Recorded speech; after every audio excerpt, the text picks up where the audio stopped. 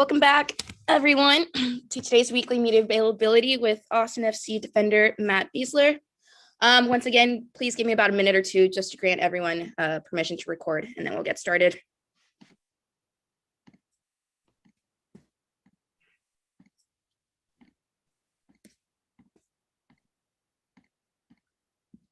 All right, everyone should have permission to record. As always, please use your raise hand function. We have about 20 minutes again, so we'll get to everyone's question. First up, Mike Craven, go ahead. Hey, Matt, you've been in this league for a long time. I'm sure you've gone through some tough stretches before. As one of the veterans, just kind of what is your message to the teammates, to the locker room, and kind of keeping everybody rolling in the right direction? Yeah, we gotta stay together in moments like this. The good thing for us is that there's games that are coming quick, and you get a chance to go out there again and step on the field and right the ship. So it's not a situation where we have time to put our heads down and pout. We have to keep our head up, continue to work. I've said many times that this league, for the guys that have never experienced this league, the parity in this league is some of the best in the world. And there's not much that separates the top teams from the bottom teams. And so if you're able to go on a run, you can make up ground very quickly. And that's something that we need to do. Yeah, I asked Coach this a second ago, but has it been hard not being able to kind of go out, not be able to go like do something at Topgolf or go bowling or, kind of like get the stress out and go do big group team activities, especially as an expansion franchise in year one? Yeah, I mean, that's one of the things that has been challenging, just, establishing a culture, not necessarily on the field, but off the field too. Locker rooms are built, over years, and guys know each other, know their tendencies on the field, but they know each other as people too. And, for us, it's been accelerated this year. We just haven't had a lot of time to do that. Having said that, I mean, our locker room is great. We've got a ton of great guys in there. Everybody believes in each other. The vibes are really good. But I think obviously, having more time together is only going to help. And we just haven't had that. Thank you, Matt. Next up, Chris Bills with the Striker, Texas. Thanks, Laura. Matt, we were just talking fashion with Josh Wolf, and I noticed that the team's 1-for-1 when you dress up like Ted Lasso. So I'm wondering if you might bring that back. I might have to. We're anything that's going to help right now at this point. I'm actually 2-for-2. Yeah, I was wondering that. I couldn't quite remember, so I didn't want to say that, but yeah, I thought so. I dressed up as Dylan Fratelli a couple of weeks before. That must have been the Portland game, and then Ted Lasso was the Houston game. So, I actually showed up yesterday in normal clothes, as dressed as myself, and there was a bunch of people wondering why I wasn't dressed up like someone, and so I didn't realize that it was a hot commodity, I guess. But if it gives us good vibes, I'm all for it. I mean, that's honestly, kind of why I did it. I think we put so much pressure on ourselves to perform and to get results, and we put so much time and effort into what we do. Sometimes it's good, especially, when you're walking into a game, all the preparation, all the work is done. And that's the time to really just go out and perform and be relaxed and play confidently. So that's kind of the thought behind it. If there is much thought, there really isn't. I don't sit around wondering what I'm going to wear or who I'm going to be. I kind of just put it together in the moment and just try and have fun with it. Yeah, maybe you can capitalize on that. Put a Halloween section up on States or something. Yeah, I mean, I'm open for suggestions. Dylan Fratelli was a pretty easy one because I was able to meet him a few weeks prior, and obviously Ted Lasso is a fairly simple outfit. So if any of the fans or you guys have suggestions, I'm open. On a more serious note, we were just talking with Josh about his teaching, and I know that like that's been a thing that was talked a lot about him coming in, and obviously you guys have had your struggles. I'm curious like how involved you guys are in the process of implementing a lot of these things, what the feedback process is like. I imagine you're probably part of that leadership council. Do guys feel heard? Do guys feel like they're involved in the process of creating what you guys are putting on the field?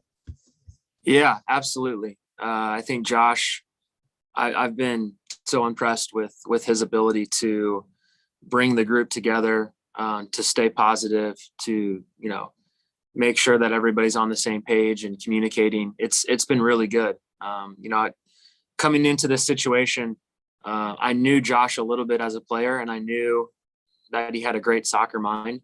But at the same time, I wasn't sure how he was going to be as a coach because I'd never had him as a coach, and he's never been a head coach. But his ability to communicate his ideas to the team in a clear way has been really, really good. And then, obviously his demeanor, you guys interact with him, quite a bit, but just his ability to stay positive, to assess things like in a real way, in an honest way, I think is a pretty good characteristic to have as a coach. So as a group, it's been a lot of information because we're a new team, and there's this very specific way that we want to try and play, but the guys are still bought in.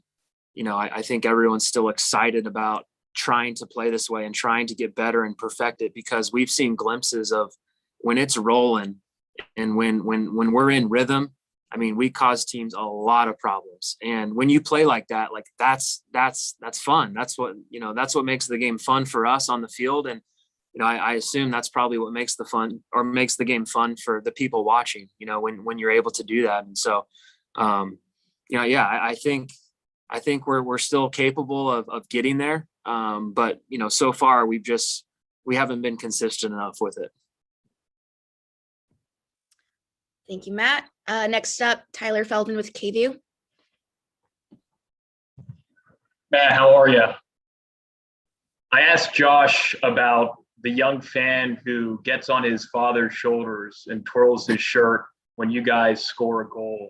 I don't know if you've seen video of that clip surface over the last couple of weeks when you guys have scored, but if you have, your thoughts on that kind of father-son moment in a pretty rabid fan base in the supporter section of just experiencing soccer together and celebrating. I am aware of it. I caught it a couple of weeks ago as well. Just after the game, I saw some clips. Actually, last night I saw it in the moment, because when I believe there was a stoppage of play, it was when Brad Stuver kind of went down, and he had to get some medical attention for his hand.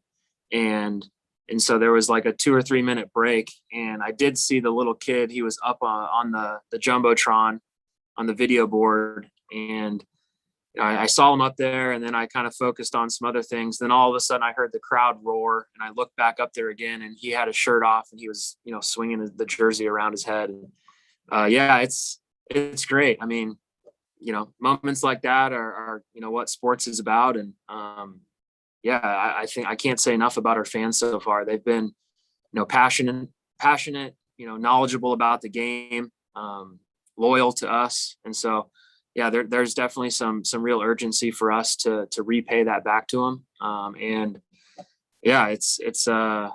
It's been pretty special just to see the atmosphere and just how the fans have been. And, and not just that fan in particular, but, some of the other stuff they've done with the cell phone flashlights. And, I feel like randomly a few times in the game, they'll just start jumping up and down and going crazy. So those are fun things to be on the field for as a player. Thanks, Matt. Next up, Jorge Turalde with Club Deportes. Hi, I have a couple questions. The first one, when you guys went to the halftime with a win, what was the thoughts on the dressing room about that, and how that did the team change, to on the second half? Yeah, in the first half, we thought we had areas to still improve. In the first half, we still turned the ball over a few too many times, and that caused Vancouver to have a couple of dangerous counterattacks. So we talked about at halftime that we were in a good position to get the goal. We felt like we didn't play our best in the first half, and that we could go out in the second half, and we needed to up the tempo, and we knew that Vancouver was going to come out and try and get the equalizer, and so they were going to come out with some more energy and some more pressure, and so we had to be ready for that. And unfortunately, the players on the field, me included, we just didn't have enough, and we didn't respond in a strong enough way to keep them from scoring, and then also ourselves to get a couple more goals to put the game away. I don't want this to sound cruel, but when you guys finish a game, usually you take a little time, more time, to thank the people. You go around and kind of thank everybody for being there. Yesterday it was quicker. Last night it was kind of quick walk through. What was the feeling you're feeling, especially when you are like thanking the people with with opposite results? Yeah, I mean, I think it's unfortunate if that was the vibe that you saw. That's certainly not what I felt. I mean, I'll just say again what I said a few questions ago, that the fans mean everything to us, and their support has been incredible so far this year. And so for us, we really want to start giving them results that they deserve. And sometimes when that's not happening, it's frustrating. So we're all in this together as a team, as a coaching staff, players, but we're also in this together as fans. And so again, I mean, we really appreciate their support, and we're doing everything we can each day to try and turn it around and to start getting results. But yeah, I mean, at the same time, I would say that we're all humans too. So we have real emotions. And so sometimes after the game, we're disappointed in ourselves. But, by no means are we trying to, not seem grateful. I don't think that's the case at all. Thank you. Thank you. Have time for one more question from Mike Craven with the Statesman. Go ahead, Mike. Hey, Matt, before the year we talked about, you were moving from Kansas City. Your wife is also from Kansas City. You had a new baby, but you wanted a fresh start. And so I'm curious, kind of halfway through this season, kind of what are your overall feelings of your move to Austin, and like where you feel like it's benefited you the most, maybe on or off the pitch? We're happy. I'm very happy that we decided to come down to Austin for this new experience. On and off the field, things have been enjoyable other than the results lately. From my family side, we've adjusted well. The people here have been awesome. That's probably that's been one of the biggest positives, is just how accommodating everyone's been, and how helpful people are here. It seems like there's a lot of pride for Austin and for Texas. And so you can, you see that, it's evident. But from the soccer side, this club is set up in a really good way. You can tell that the people that have been put in place are the right people. And you can tell that they put some time and resources into setting the club up. It's not like, this got thrown together in a couple months. I mean, this has been years in the making, even for the fan base. It's like, I don't know, I feel like this is the first year of playing, but it feels like it's the, third or fourth year of like the existence of Austin FC. And you can kind of feel that in the club. And, I think that's why sometimes when we're not getting results, that's why there's frustration, is because, things are set up so well, and we have so many resources with, the practice facility and an unbelievable coaching staff, that cares about the players and wants to win. And, I talked about the fan base multiple times already. So we have a lot of really good things in place already. And, I think once we get it turned around, like I said, once we get rolling, it's going to be a really special place to play. One of the best places to play in the league. I'm confident in that. Thank you, Matt. With that concludes today's media session with Matt Besler.